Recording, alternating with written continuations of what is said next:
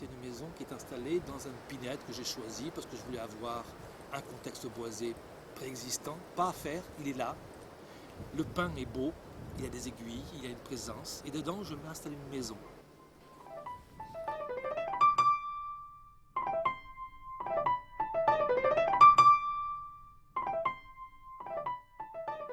L'option ici, c'est une maison de nature, c'est-à-dire comment installer une maison dans un environnement naturel, en essayant de s'y inscrire de façon la plus habile et la plus circonstanciée. C'est-à-dire, qu'est-ce qui fait la valeur d'une maison dans un morceau de nature quand on connaît la règle de l'eau, la règle du vent, la règle du soleil, la règle des arbres. C'est ce qui est intéressant ici.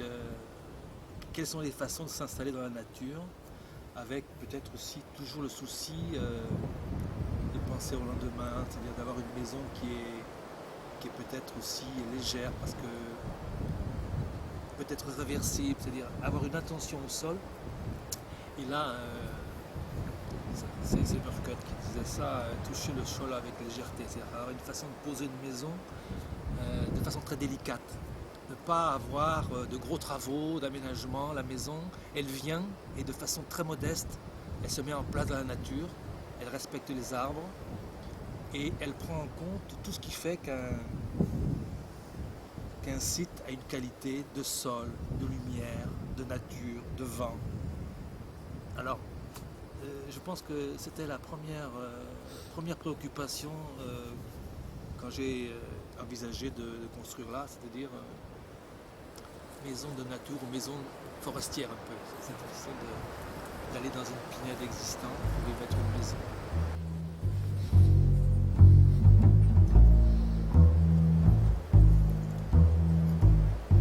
Connaître un site, ça veut dire connaître, par exemple, tout simplement les vents du pays. Parce qu'ici, il y a deux directions de vent qui sont très importantes à connaître. Le vent marin qui amène souvent le mauvais temps, et le vent du nord. Donc la maison ne peut pas s'affranchir de connaître les directions de vent. Et la maison porte dans ses dispositifs, on le voit dans les parties, les deux joues transversales de la maison sont normalement là faites pour régler, pour mettre la maison à l'abri des grands vents. Donc la maison porte des dispositifs qui essaient de protéger la maison des vents un peu dérangeants. Et puis après, j'ai très vite compris, moi, qu'il fallait connaître, je me suis amusé avec la cheminée, à me faire une petite girouette que j'ai bricolée, pour connaître chaque instant la direction du vent, protéger les sorties de fumée, un petit jeu comme ça sur le vent. Donc, je pense que cette préoccupation sur le vent, c'est une préoccupation d'une maison qui veut se préoccuper de son contexte, quoi, de nature.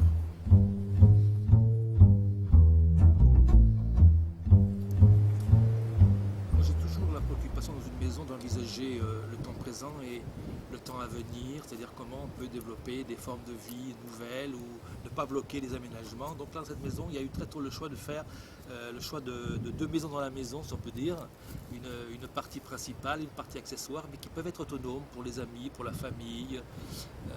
Et ça, j'ai essayé de l'installer dans cette maison, un séjour haut et un séjour bas, et qui tient compte donc une installation dans les gradins de la maison, parce que pour en venir à la nature, cette maison est posée sur la pente et elle dégringole un peu en accord avec la pente du terrain.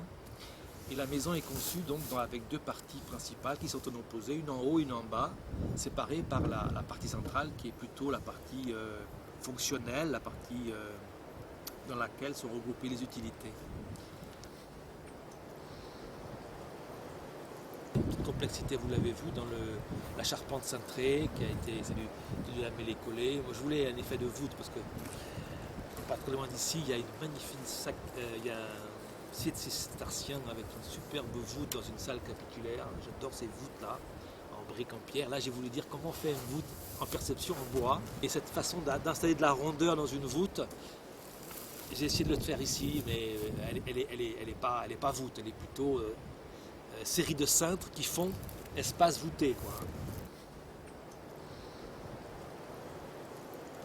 Moi j'ai fait une architecture dont ici je voulais travailler l'horizontale, parce que vous avez compris que là cette pinède, il y a des pins qui balisent le paysage. Je voulais travailler avec une démarche un peu wrightienne dans laquelle j'avais de l'horizontal. Et puis je voulais avoir des toits qui flottent, qui décollent aussi. Et j'ai fait mon projet, mais à ma façon, sans me préoccuper du poste, du machin. Je m'en foutais. Je voulais faire ma maison comme ça, avec cette intention. Et je n'ai pas ouvert une seule fois, enfin j'espère que, je ne sais pas si on pourra pas couper là. J'ai pas ouvert une seule fois les règlements de poste. J'ai fait ma maison comme je la voulais. Je l'envoie au permis. Et j'ai des amis qui sont venus me voir, l'architecte, m'ont dit mais comment tu as pu faire une maison sans tuiles? Il y a toujours un pourcentage de tuiles dans ce département dans lequel on ne peut pas construire 100% avec des terrasses, c'est complètement interdit. Comment tu as fait? J'ai simplement fait ce que j'avais envie, je l'ai envoyé dans le permis et j'ai eu le permis. Donc c'est tout simplement ça.